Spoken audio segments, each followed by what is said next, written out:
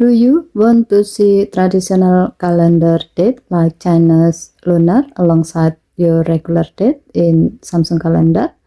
On your Galaxy S25 Ultra, there's an option called alternate calendar that adds this date just below your normal ones. To do so, open Samsung calendar app. Tap the three horizontal line icon at the top left. Tap the settings icon. Select alternate calendar. Depending on your region and phone setting, you will see options like none, it's the default, no alternate calendar, Korean lunar, China's lunar, Vietnamese lunar, Hijri or Islamic calendar, and Shamsi or Persian solar calendar. Let's pick China's lunar as an example.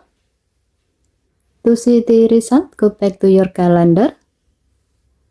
As you can see, small lunar date numbers appearing right below the regular date on your calendar.